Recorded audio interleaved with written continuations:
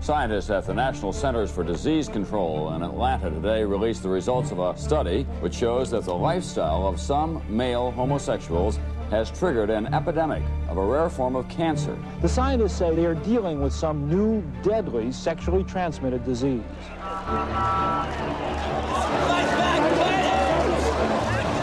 The perception early on was that it was a disease that was only affecting gay white men, which was completely and totally inaccurate. Women were dying faster. Women were sick and still being ostracized and isolated without the benefit of women-specific resources and support. There was a saying kind of in the early days of the epidemic, women don't get AIDS, we just die from it. That perception continues to be true. The people who could afford drugs were getting them from Europe and from the US, and it was just ridiculously expensive. I think because the impact of how this epidemic has hit certain particular groups that are considered Do you call it racism? Outcasts. Racism, classism, sexism, you name it, any of the isms that you could think of. Mon expérience est partie des femmes. Je me suis battue parce que ma révolte a été la révolte du nerf. Change the definition, murder by omission. Change the definition, murder by omission. Well, the average person who goes to church believes that they're exempt from HIV. They think they can pray it away.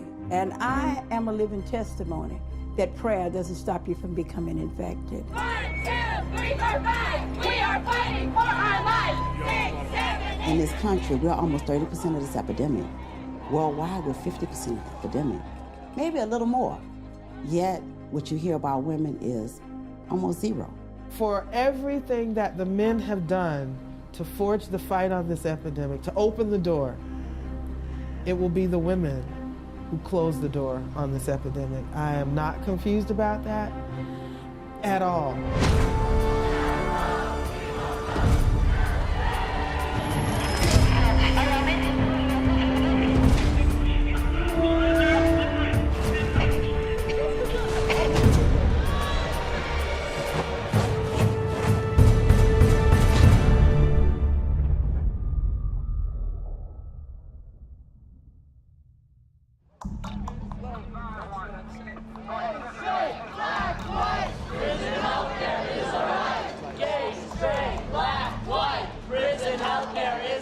I'm here because I'm an ex-prisoner, and I'm also HIV infected, and I learned that status while being confined. And because I want adequate health care for prisoners that are left there, I don't want them harassed or isolated as a result of that. I want them to let out terminally ill individuals, because that's like double jeopardy, and it becomes a death sentence for those individuals. And if they pose no threat to society, let them out and let them die in dignity in hospice or in community that they belong to. If you ask me in my whole life who are the kind of biggest mentors that I've had, one would be for sure Katrina Haslip. She had been incarcerated at Bedford Hills, which is a women's prison upstate. She not only taught herself the law and became a jailhouse lawyer, she knew all about criminal law. She knew how to file appeals to shorten people's sentences. She knew all there was to know about HIV and policy. So she was an incredible leader at Bedford Hills. I am affected by this epidemic either as a person with HIV or loving someone who's HIV, so we all are living with it. And I said, well, I'm living with it from another perspective as an infected individual. And people's mouths like dropped, because I guess they see me as this Muslim, they see me as, this girl who jogged in the yard all the time, I was the law library clerk, so no, I was straight, so how did she get infected,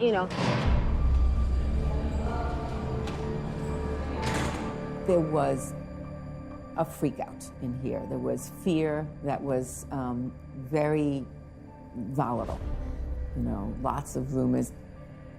And more women were coming into the facility with fear. I mean, I think that in those years, that's when everyone said, oh my God, I'm going to prison, I'm going to catch AIDS. Women were afraid to go and seek help or go and even get tested, because what were you going to do when you found out? And if you went to get tested, then maybe nobody would speak to you. We knew very little about AIDS. We knew that we would need education from outside resources, and we knew that we would need training ourselves in order to help the PWAs.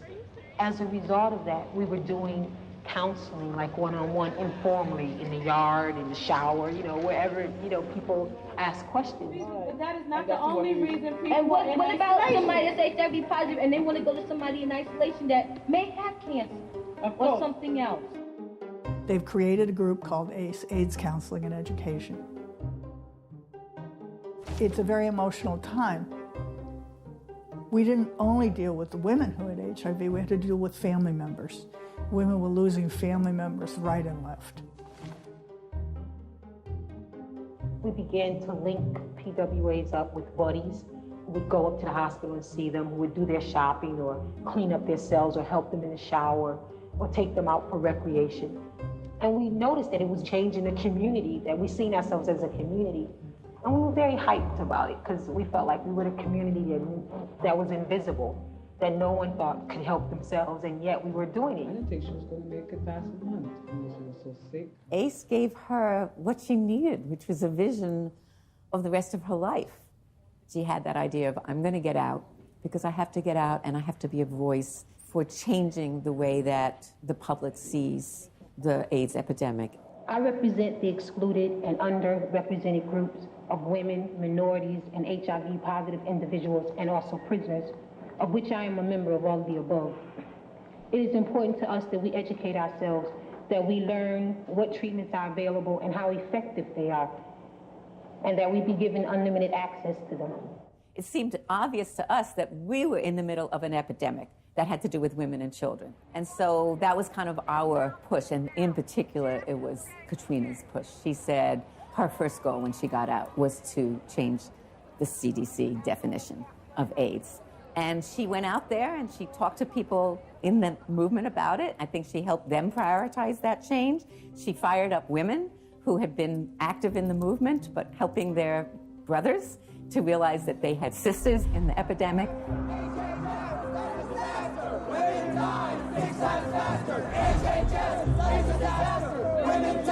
Katrina, more than anybody, is the one first raised these issues in a policy context. I first met Katrina on October 1st, which was 1990. Somebody pulled me over and said, I know you've been waiting to meet Katrina Haslip. This is Katrina. And Katrina laughed and said she was on parole. She wasn't supposed to be here. And of course, then promptly joined the demonstration. It was shocking to see these women so ill and unable to qualify for anything. My name is Iris De La Cruz. I'm a 37-year-old woman with AIDS. What happens is you actually get their medical records, and I kept seeing this HIV positive but not AIDS all over their records. Lydia Awadallah lost her husband to AIDS 6 years ago and her youngest son last summer. But Lydia herself did not meet the government definition of an AIDS patient because basically this definition, which was linked to all these automatic, eligibility for benefits, Medicaid, medication, housing, that it was based on studies of men. We're suing Louis Sullivan.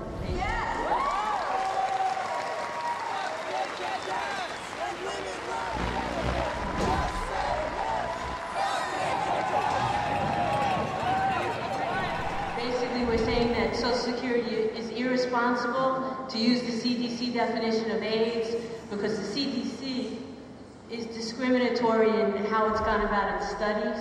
It hasn't studied poor people, it hasn't studied women, it hasn't studied people in urban areas sufficiently, and that's costing lives. It takes 1 to 3 years to get benefits for these women. That's with an attorney. I lost 3 clients before I could get them benefits. These are women who have children who are HIV infected, who can't afford to take care of themselves or their children. Their list of what is AIDS is based on gay white men. It's not based on these populations. There has been a lot of activism around trying to put pressure on the CDC, both from community-based organizations and or advocates of HIV-positive women. And thrush has been labeled as one of the CDC definitions for gay men You know, it's on the list, oral or esophageal candidiasis or thrush, but vaginal candidiasis is not on this list, and that too. We made an appointment to see the people at the CDC, the head of the epidemiology division, and several of the researchers that work there. We presented all this stuff and what we wanted to have changed and why. And this is what we were told, seriously. We were told it would mess up their statistics. Middle-class women who got vaginal infections would be super anxious if they thought that that was an AIDS symptom. Okay. Well, we sat there, we were really pretty much aghast at the absolute indifference or pretend stupidity. And when we were ready to leave, Katrina stood up and she said, "Let me tell you something. I hold you responsible for the death of every woman from HIV, including myself." Women who are themselves like HIV infected are doing some of their own advocacy with the assistance of GMAC, ACT UP, and you know, all these other organizations, and saying we refuse to remain silent and that we're not just going to go away.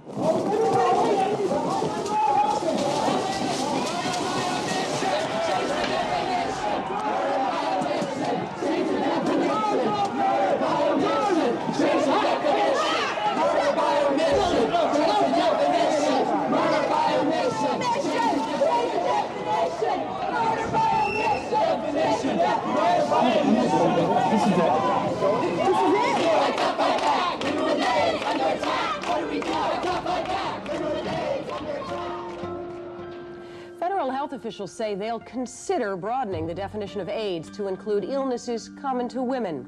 The AIDS virus... We were dealing with huge amounts of death.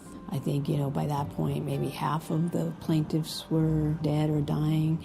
And then we won this lawsuit, which basically was saying that these people hadn't been counted.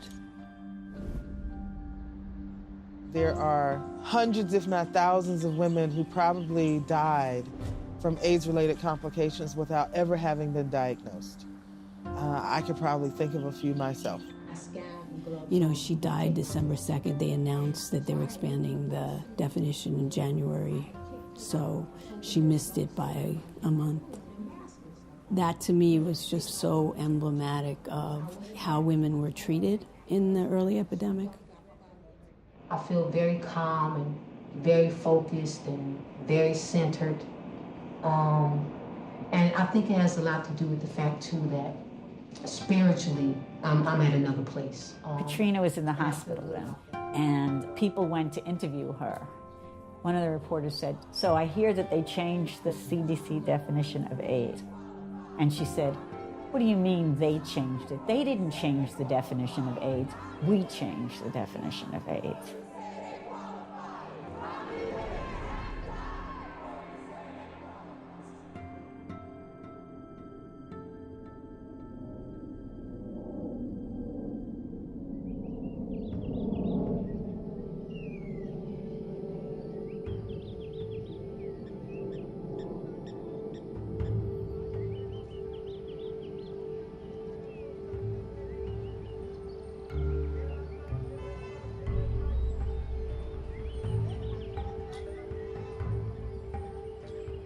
Je suis née au Burundi et particulièrement à Bujumbura, la capitale. On était 8. Il y a 5 qui sont décédés, 4 garçons et une fille. Et parmi les 5 qui sont décédés, il y a 2 qui sont décédés par le VIH. À 21 ans, je me marie. Je me suis mariée avec un homme que j'aimais, qui m'aimait. Et donc, on avait eu la chance d'avoir un beau bébé. C'était un petit garçon qui s'appelait Guy Bertrand.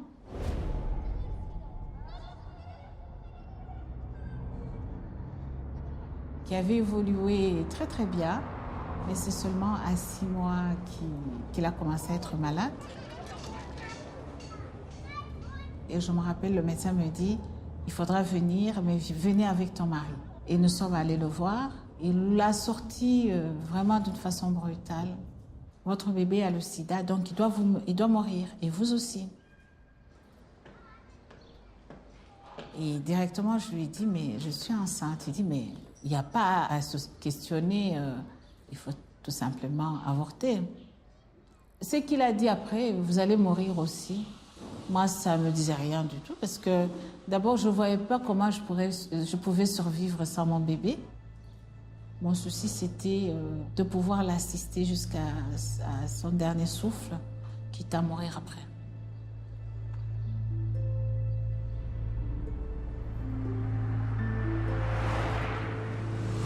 C'était la période où, en fait, à l'hôpital, on n'accepte pas. Dès qu'on voyait que vous êtes infecté, on trouvait que vous occupez une place pour rien. Donc, on vous renvoyait à la maison. Ça a été le cas pour mon bébé, ça a été le cas pour mon mari, ça a été le cas pour ma sœur, ça a été le cas pour mon frère.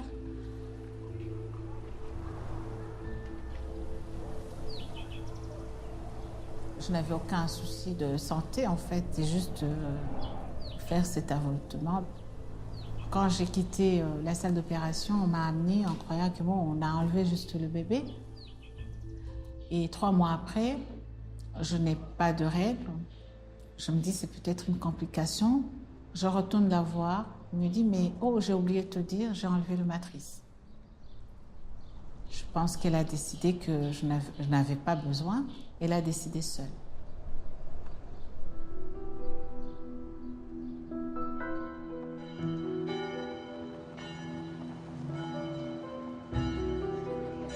Et en 1er décembre 1994, je vais à la messe parce qu'on disait c'est la journée internationale contre le sida et c'est le jour où on prie pour les morts du sida. Et le prêtre a commencé alors son homélie. Ceux qui sont morts du sida, c'était des pécheurs. Ils ont été punis par Dieu. Je n'avais pas encore terminé mon deuil. Et malgré que j'avais perdu et ma sœur, et mon frère, et mon mari, ce qui m'a révoltée, ça a été qu'on vient de condamner mon bébé. Et donc je vais devant, je dis je viens de perdre un enfant. Moi-même, je vis avec le VIH. Et je ne pense pas que dans cette salle, dans cette église, il y a un saint.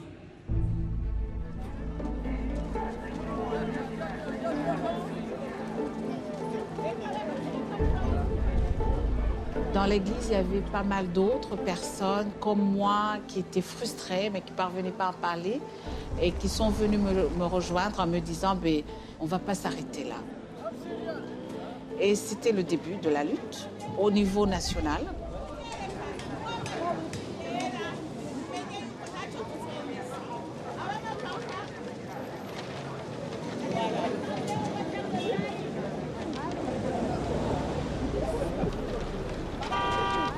Si rien n'est fait, on va mourir. Et c'est exactement ce qui va se passer.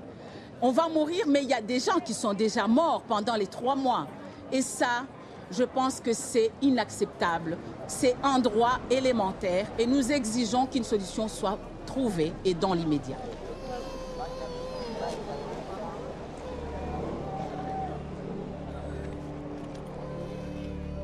En 1993, c'était l'année où il y avait la guerre au Burundi. Et c'était tellement de problèmes que le sida n'était pas un problème pour les décideurs.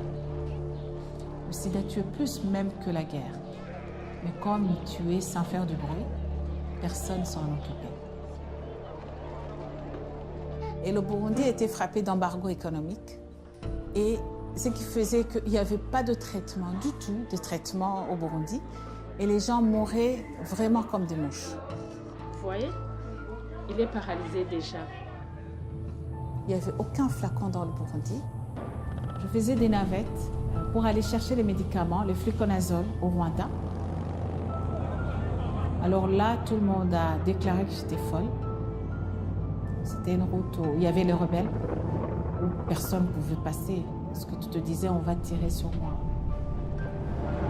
Et du coup, personne ne pouvait m'accompagner. C'était très dangereux. Donc je faisais une fois la route Bujumbura-Kigali, une fois par semaine, pour aller approvisionner le pays. Et donc je commençais à faire des négociations, à faire la pression pour que les médicaments arrivent chez nous. J'ai réuni les grands médecins, particulièrement les directeurs des hôpitaux. Je dis, j'aimerais que vous me souteniez. Et ça a été le cas. Et c'est comme ça que le Burundi a été le premier pays, malgré la guerre, malgré la crise, qui avait mis en place un fonds de solidarité thérapeutique. Je dis, bon, j'ai commencé, je n'ai pas droit de m'arrêter. En fait, à partir de ce moment, je n'ai plus arrêté.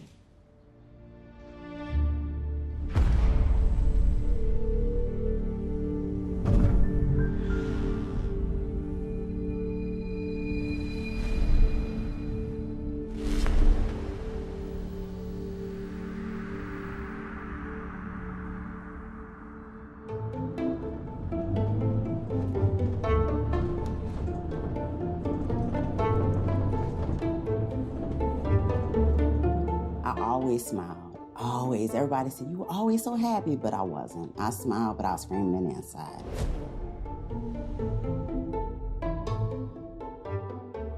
From the time I was 5 until I was 7, I was molested. And it's not like I didn't tell in the beginning. I told and nobody believed me, so it was something that continued for 2 years. I remember in first grade, I was sitting in a desk. I'll never forget it as long as I live. And I kept taking my pants and I kept putting them down, putting them up, putting them down, putting them up. Why? I don't know. And instead of the teacher saying, why is she doing this, what we know now is sexual behavior, she spanked me.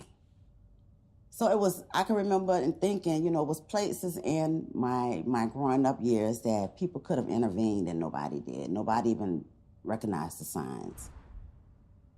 And because I was introduced to sex in such a bad way, I didn't have a healthy attitude or healthy knowledge of sex. So I became sexually active very young, 13. And when I got my diagnosis, it was almost as if I deserved this. I deserved to have HIV.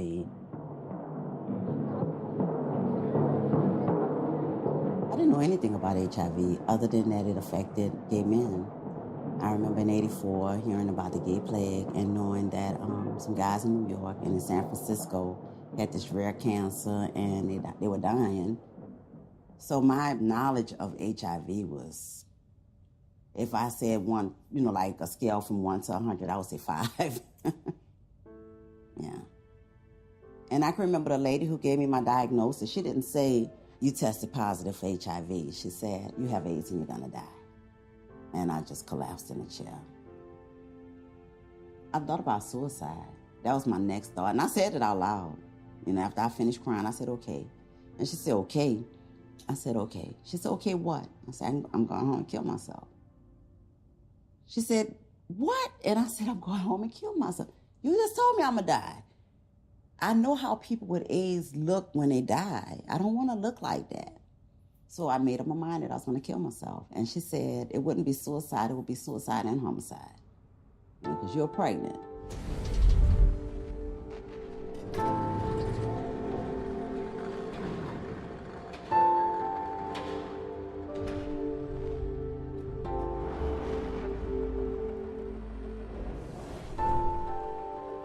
In '93, they knew that there was promise with this medicine and with pregnant women.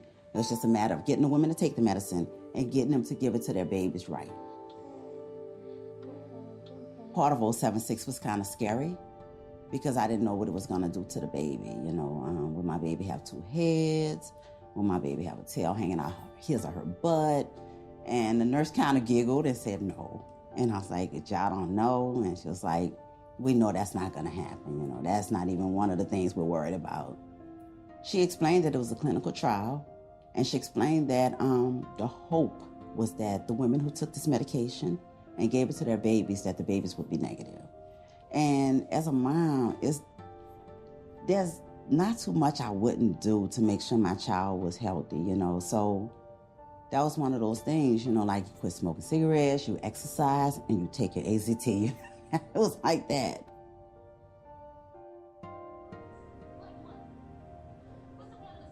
My daughter's name is Jemini, and it means faith in Jah. And Jah is what most people call God. Her name is that because I said a prayer once that she'd be negative, and I left it alone. And when she was born, she did AZT for 6 weeks, and she was tested periodically for 18 months, and she's negative.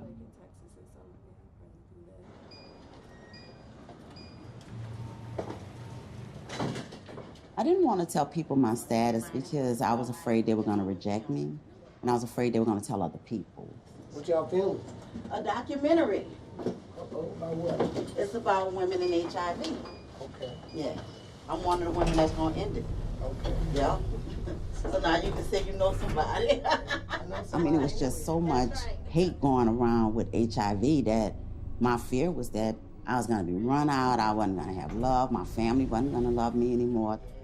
I didn't tell my son, I didn't tell my best friend, I didn't tell anybody. Oh my goodness!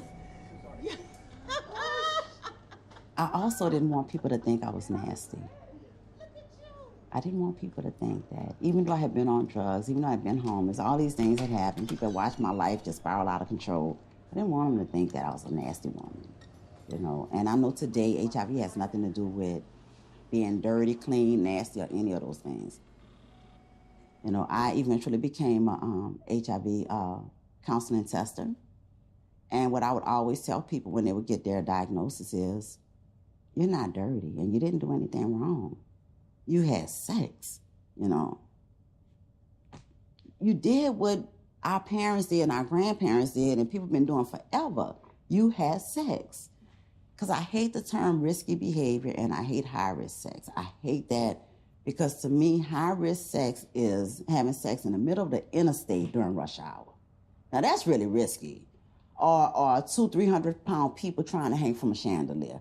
You can really get hurt doing that. You know, we're so focused on behavior still.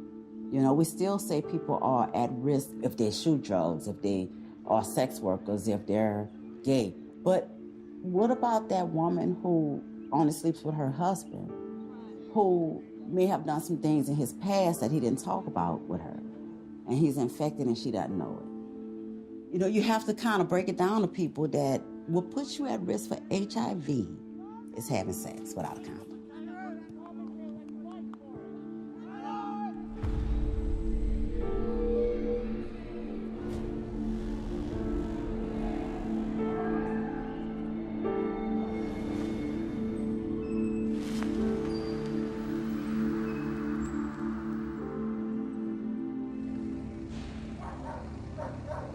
You know that there's a saying that a journey begins with one step.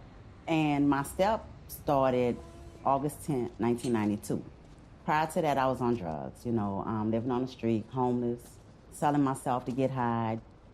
The last Wednesday that I got high, I was walking down the street, it was broad daylight, and I was crying. And people were actually moving off the sidewalk, because I guess they thought I was crazy. But I was saying, Lord, if you put my feet on a path, I promise you I won't take them off. See, I'd already hit rock bottom. I mean, how much further down can you go being homeless, living in abandoned houses? Throughout this whole journey, I have no regrets. It was all of those things that made me the woman I am today. It gave me the strength. I was building my foundation and didn't even know it then. For folks who don't know, I think most of you know, but Positive Women's Network USA is a national membership body of women living with HIV, women of all genders, women of all sexual orientations, fighting for our lives, fighting for our rights. We do advocacy, we do leadership development, we do skills building, and we change the world through our work. And that's what every single person in this room is working on, doing that in your own ways every day. I heard about PWN right after they were formed. We are the only nonprofit in the United States made up of all positive women, from our board to the ED, the staff, and all of the members. Get there early. None of this works if we're not in the room. So we have to commit to getting there early, getting in, getting your seat, and when you get the mic, don't let it go. Don't just ask your question and walk away. Hold that mic like you expect the answer today to now, right now, and look at it and expect the answer.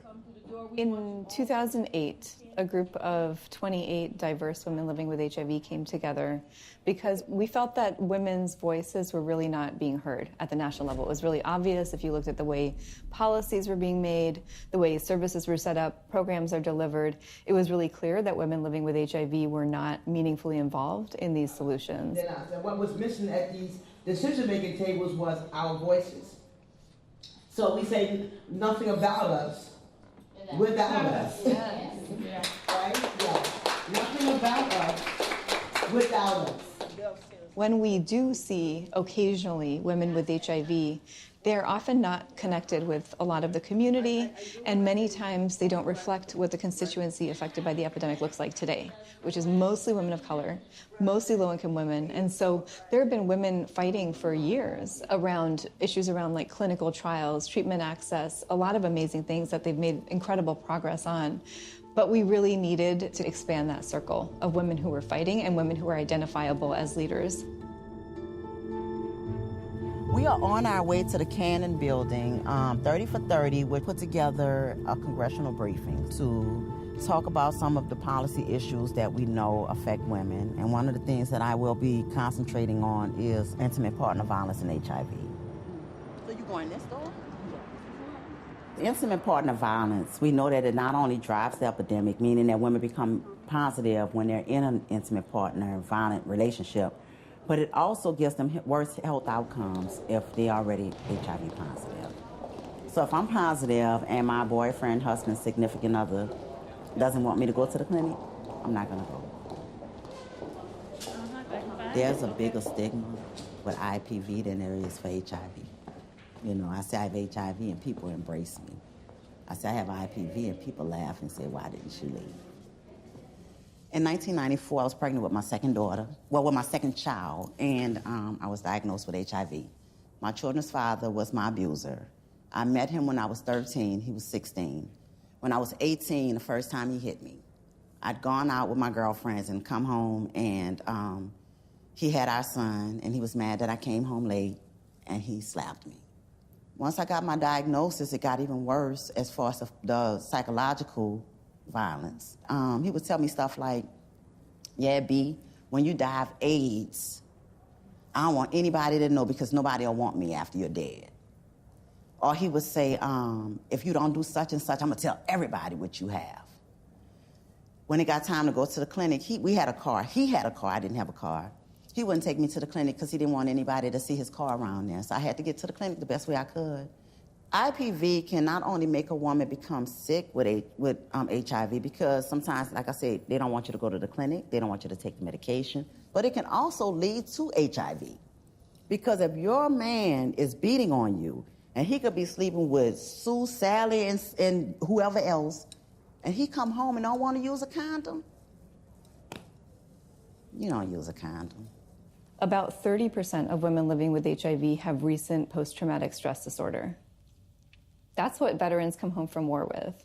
We see these really high levels of interpersonal violence, but if you expand the lens a little bit more and you start to look at how women with HIV who tend to be poor, who tend to be women of color, are subject to many different forms of violence that can be traumatizing.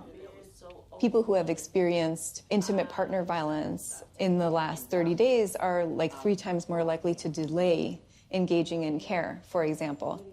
We've been looking at all of these different intersections and really thinking about how to structure systems that both avoid re-traumatizing people, but also actually promote healing from trauma.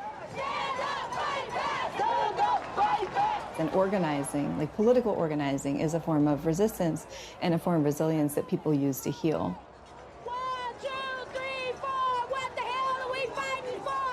So that people living with HIV can be getting the skills they need to really not just advocate for themselves, but advocate for the systems to work better.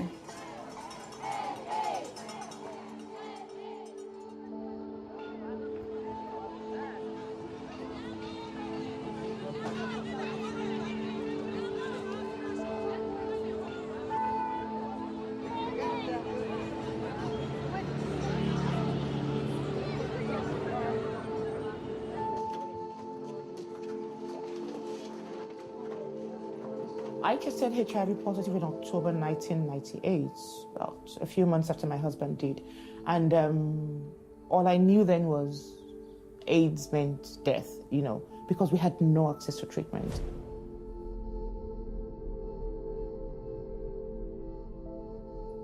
I was not sure I was going to see my 30th birthday. I was really not sure.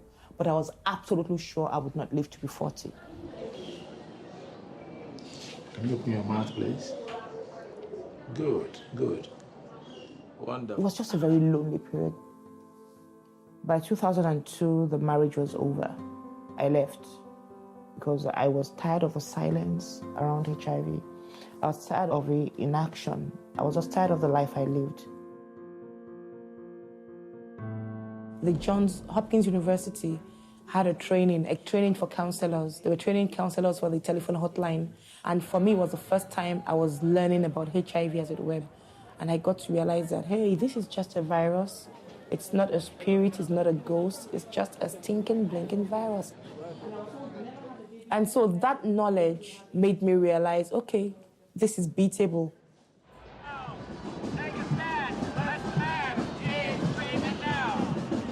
I applied to attend the World AIDS Conference. And going to Barcelona in 2002, July, did wonders for me. It was the first time where I saw people who were asking for their rights, who could live with HIV. I hung out with the activists, the Act Up Paris, Act Up Philadelphia, all these crazy guys who were shutting down the pharmaceutical booth, and I'm thinking, really? And when I got back from Barcelona, I knew that I couldn't remain silent. I remember on the plane ride, flying down to Lagos from Barcelona, there I sat and I was thinking, the holiday is over, we are going back to reality. Because Barcelona was like la la land, you know, positive and proud, and positive and not ashamed. But it's okay to say you are positive and proud in Spain, but positive and not afraid in Nigeria, you must be a joker.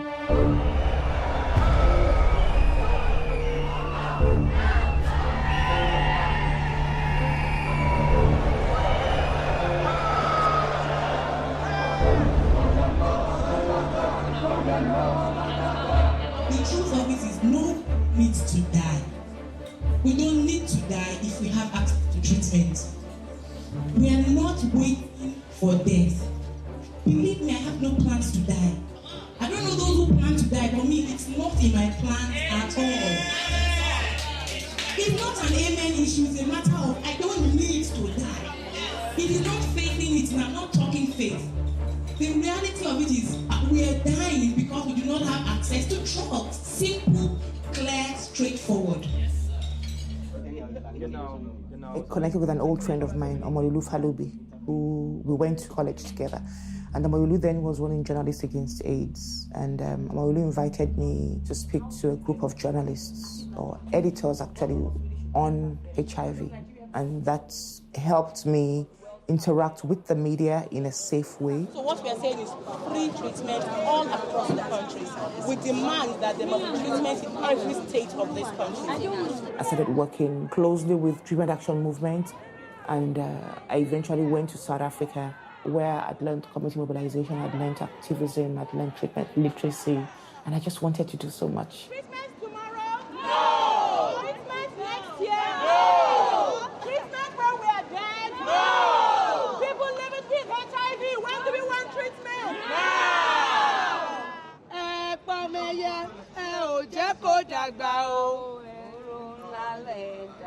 Nítorí kò sí ARV lọ́mọ yẹ ò ṣe dàgbà o. Oró ńlá lẹ̀ dá.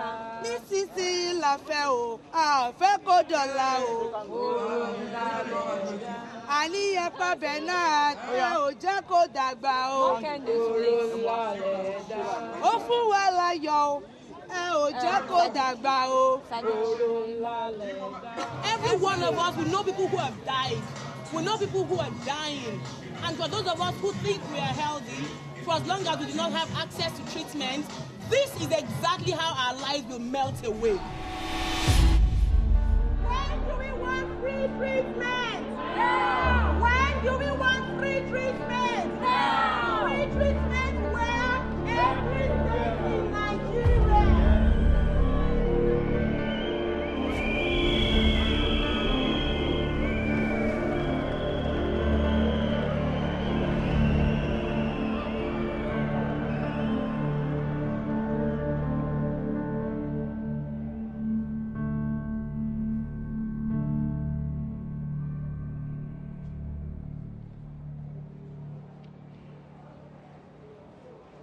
always wanted to have a baby, always.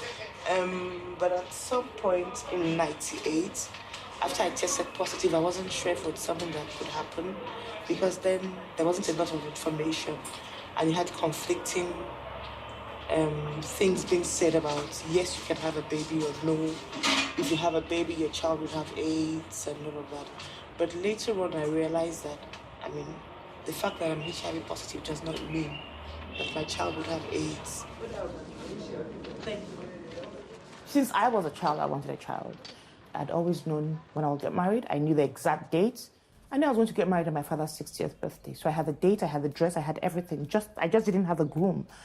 So I had all those things planned. I was also sure that by the time I was 50, my last child would be 20, And I had planned out I'd get married. I had 2 children, all of that. But then I got married and none of that happened. So in 2006, I decided, really, I'm 36 this year. You think you're too old to have a child. I really do want to have this child.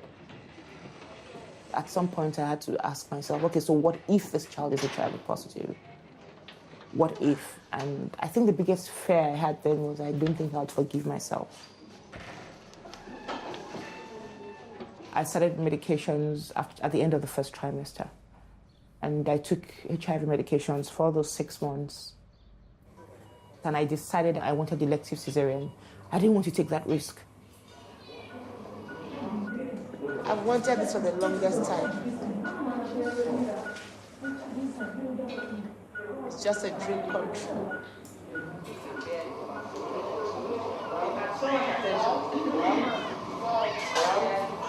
I did all I knew to do to protect my child. And even though I'd done everything, I really was still scared. Will he be negative?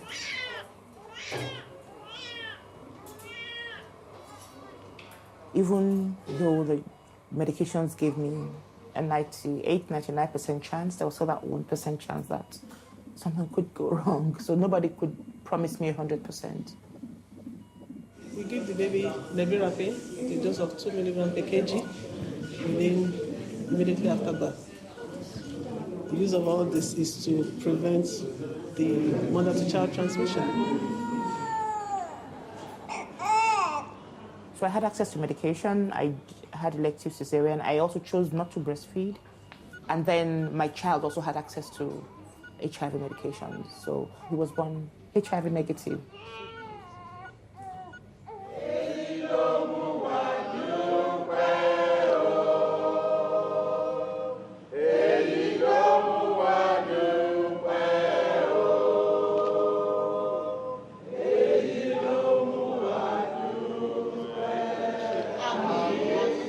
I was in a position where I could decide to have a baby, where I had access to information so I knew exactly where to go, where everybody in the clinic knows me so I can walk in and get the best care.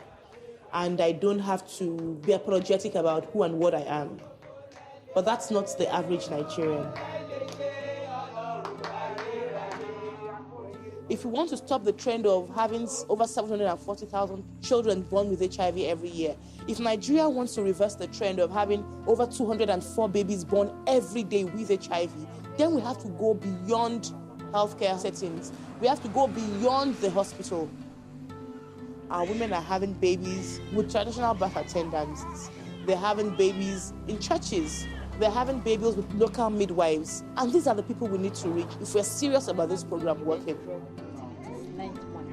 It's not the symposium and the talk that will eliminate parent-to-child transmission. It's committing to go wherever the women are going.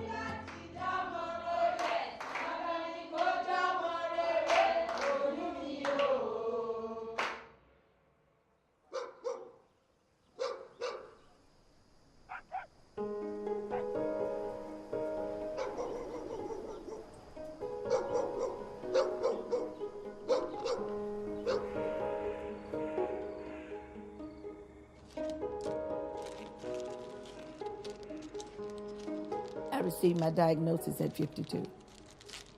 I had no idea what that was. HIV was a very foreign word to me. I think the roughest thing for me was to tell my mother that I have AIDS. And she didn't handle it well. She was afraid to get close to me.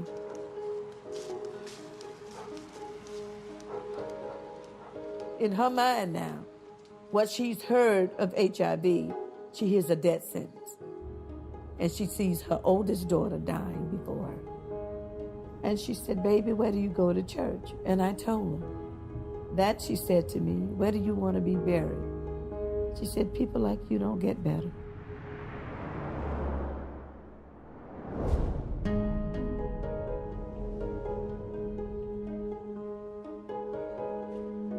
I was a different kind of child.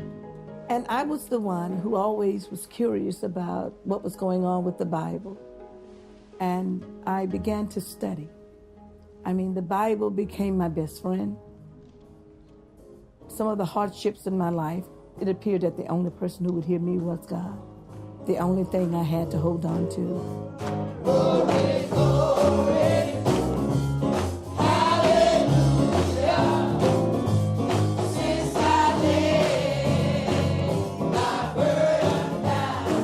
The Black church was my place of social growth.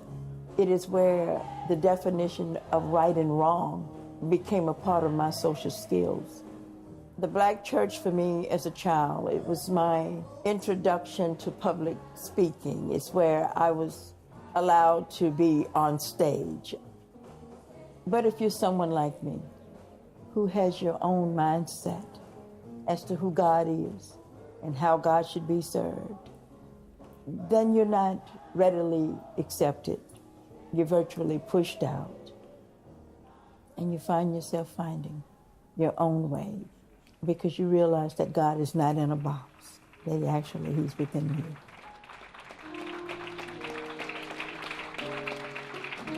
We need to bring the truth from the pulpit. We need to stop going alone to get along.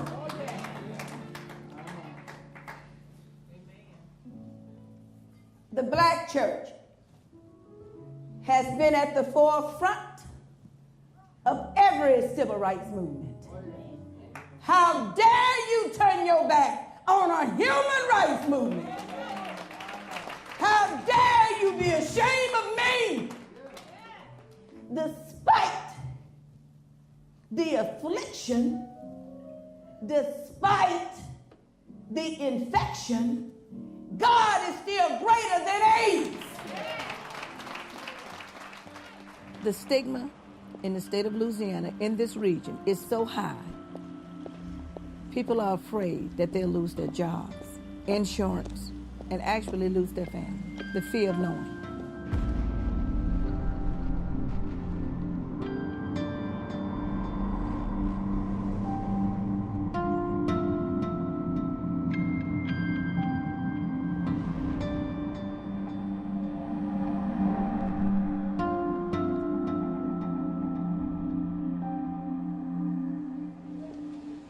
Good morning.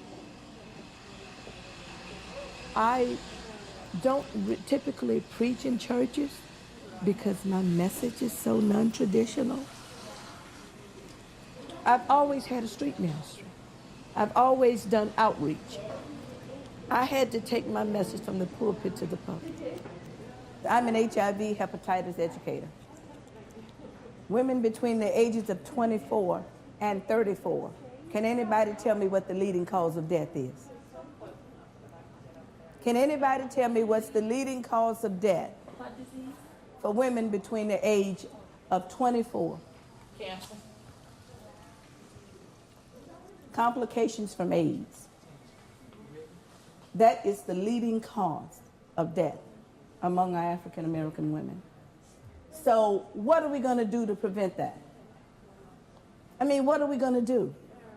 It's going to take everybody in this room, old and young, talking about HIV. I see myself as a soldier. Let's put it that way. I'm a part of an army. I've been trained for combat. But combat is not only in the church, it's in the street. You know, and if a soldier only is going to stay in that safe perimeter where he's been trained, what good does his training do him?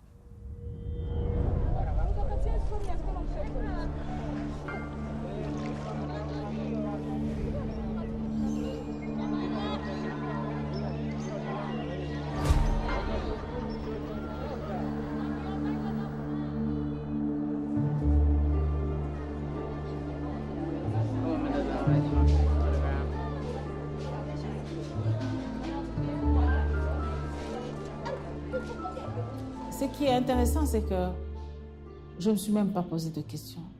J'ai fait un centre de prise en charge médicale. C'est après qu'on m'a demandé, est-ce que tu es accrédité? Je dis, c'est quoi accrédité? Ils disent que je sais ce que j'avais les malades et qui étaient dans le besoin et que personne ne s'en occupait.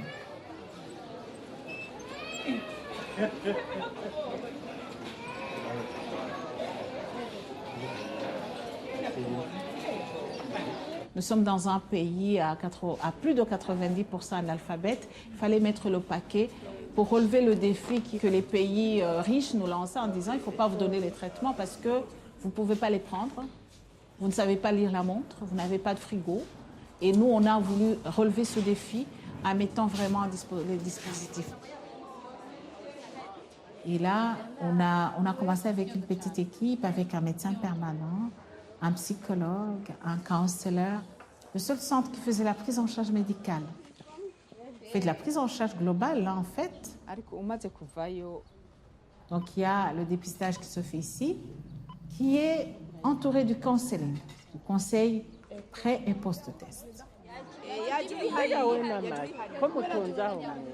Quand le médecin voit qu'un malade doit prendre un traitement, il le renvoie au service de l'observance, où il y a un psychologue et une infirmière, pour lui dire que le traitement est un traitement à vie, mais entrer vraiment dans la profondeur pour savoir ce qui pourrait bloquer.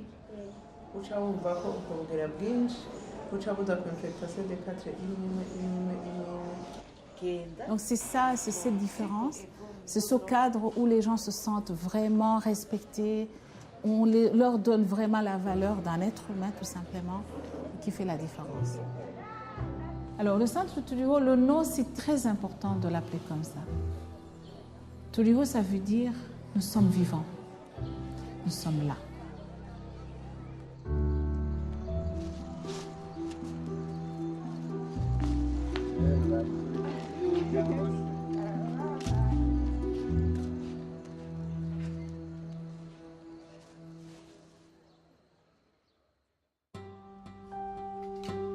Okay, what's my last viral load?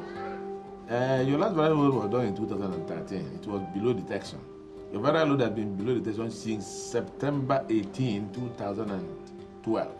Okay. The best prevention for HIV, the closest you have to a vaccine right now, is to keep people with HIV, to keep their viral load suppressed.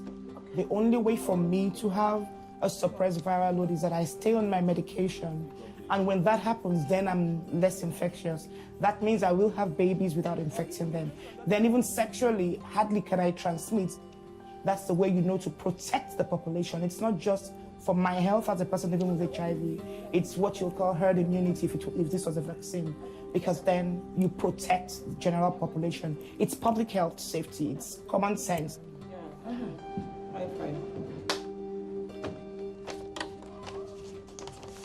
Excuse me, I'm so sorry. No, go ahead. That's okay. My wife texting me. Okay, that's okay. So it's been 3 years since you've had a test. Yeah, 3 years. Why have you not protected yourself better than that? I'm at the homeless shelter at least twice a month. I feed and I provide HIV testing. And I didn't go in preaching, I just go in teaching. I'm a woman living with HIV.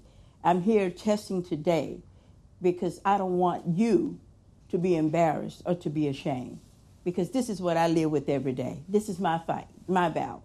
And I disclose my status readily. And I do that because I find it puts people in more of a comfortable place. I want them to know that treatment works. And I don't ever want you to be ashamed. There's no reason to be. Look at me. I'm beautiful. I'm strong. I'm a contributor. I'm setting them up in case they do get a bad report. Then I've already laid the groundwork to where you're not alone. And then I'll get you the help you need. Did I do it enough? I did it about 3 times. Is that enough, baby?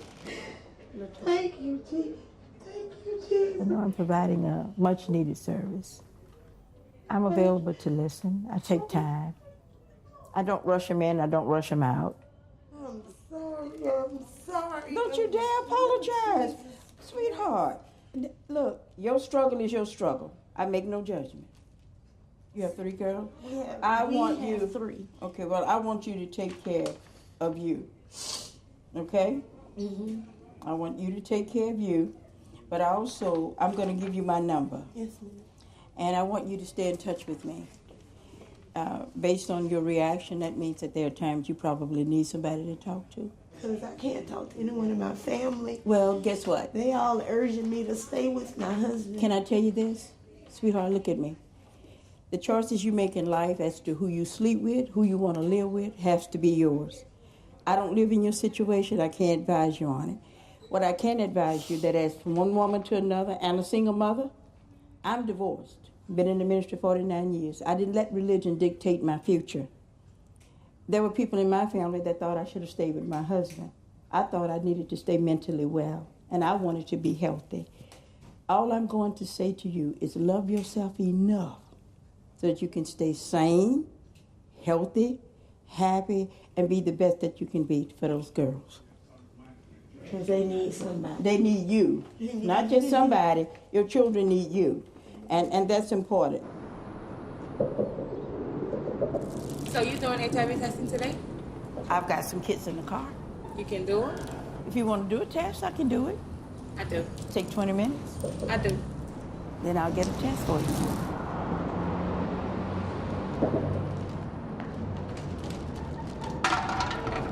I'm nervous. I haven't taken tests in a while.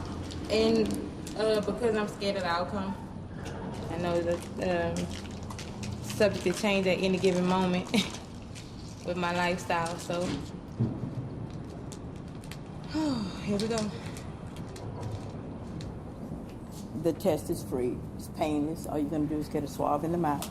I'll give you this side of the paper, which tells you what HIV is. The treatment does help. Look at me. Right. It tells you that what to do if you think you have HIV. It tells you what to do if you test negative. It also tells you that you need to stay negative by using condoms and protecting yourself. Right. Have you had a test before? Yes.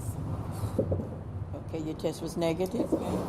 Okay, and I have to ask you these questions. Have you had sex with anybody who inject drugs? I don't know. Okay, have you had sex with a man who's had sex with other men? Probably. Yes, okay. Well, I mean, that's just being honest. Okay, have you injected drugs? No. And I'll give you this piece, and you'll take this and run it around the gums. The nail? Yes. Okay, it should be ready in about 20 minutes. No matter how much I trust God, I've got to show something to those people that are marginalized. That human side of me, and not that preaching side, but that side of me that actually goes beyond what that word is. The people who are marginalized don't believe in the system. They don't believe anybody cares. And I just want to reestablish, that faith in mankind. I think it would be important for you to get into the CABIT program or one of the programs they're offering at the homeless shelter. That in itself puts you in line for shelter to get you off the street. I didn't know that. Well, that's another reason I'm out here. Right, thanks. Because I do testing over here, and I've never seen you there. No. I cook hot food and bring it over here to the homeless shelter, and I haven't seen you. That concerns me. I'm going to talk to my sisters. I got 4, and we'll see what we can get together for you. Some things that will help you maybe manage the winter a little bit. Coats. You need a coat? Yes, ma'am. Gotcha. I appreciate it. And like I said, if you're willing to be a gatekeeper, whereas you can be giving out condoms or whatever when I bring them, or canned goods or clothes, if you can distribute that, then I'll do what I can. Yes, ma'am. I'll do that. And now I promise you, I will be back. I promise you, I'll be back. It won't be but a few more minutes. Oh, no, I'm just nervous.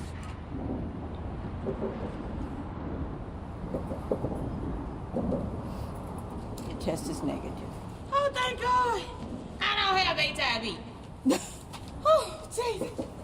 Okay, I'm trying to tell you quietly. You just told everybody. Yeah, I had to tell everybody. It was a scary sight, baby. That's a scary thing. You don't know. She told everybody. Thank you. I feel like, I don't have HIV. Amen. Thank you so much. It's all good.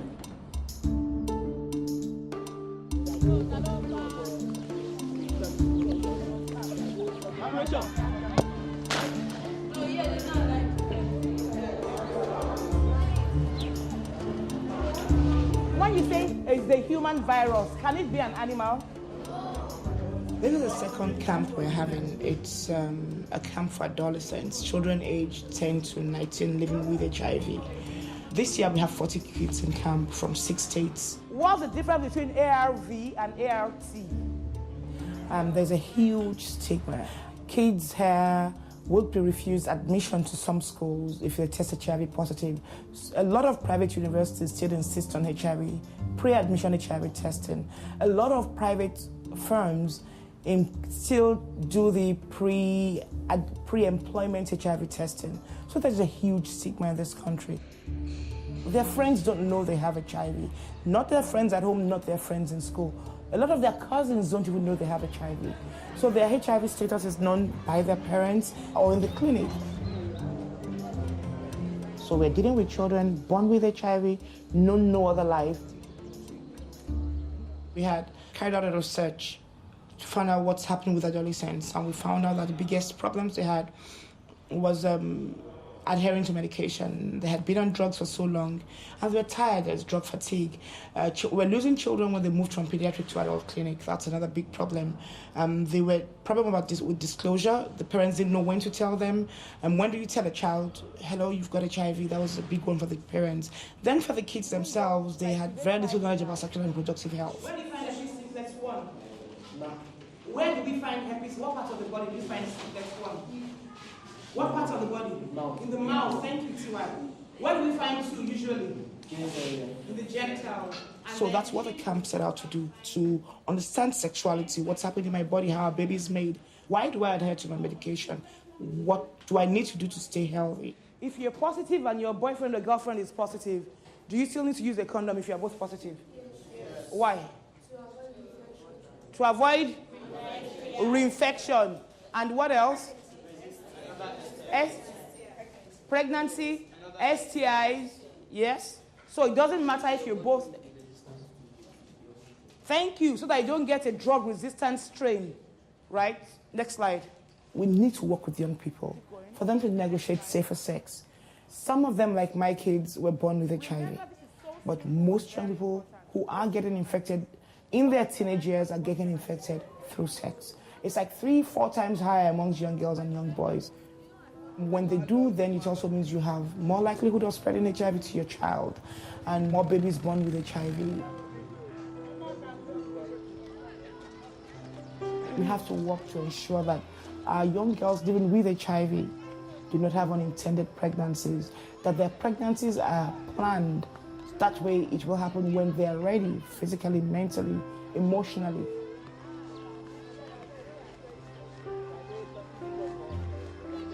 My big hope for the camp, very simplistic. Let the young people know that they're not alone. Just realize that there are other people like you. To me, that was big. Just knowing that you are not the only one is huge. And that was my plan for this. Bond with other people your age. Share experiences, and you can make a difference. Will they become advocates? Yes. Will they become leaders? I hope so. But my agenda is bond, making people realize you're not alone.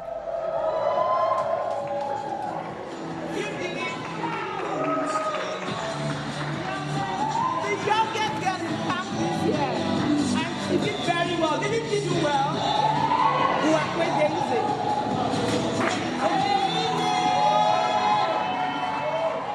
I feel like I just gave birth. I feel like I just had new babies. I'm as proud as a mother hen. It just feels so great to see young people who are willing to speak up and fight for themselves and for others and just be advocates. Even if just one child came out of that camp who was finally able to find his or her voice, it was worth it. That has always been my dream, right from small, to help little children like me. But when I got to know about my status, I became strong-willed that children or adolescents like myself who can't get the treatment or the drugs. I must study hard so I can be successful and help them, because it's not their fault they are having the virus in them, and they need to fight the spread of the disease because it's killing a lot of people all over the world. So I think it's better if we come out from our shadows and fight. In Africa, the infection rates amongst women hasn't gone down. In teenage girls, it's actually not 60%, it's 70%, higher than that. And I think it's not just about getting access to medicines, it's about policies that make it worth being a woman. It's about policies that protect the lives of women, that invest in the health of women, that invest in the education of women, that supports and provides services, that doesn't criminalize the fact that I choose to take family control. That's why we have to not just work with them, but invest in women and girls. It's invest in their lives and in their future and in their dreams.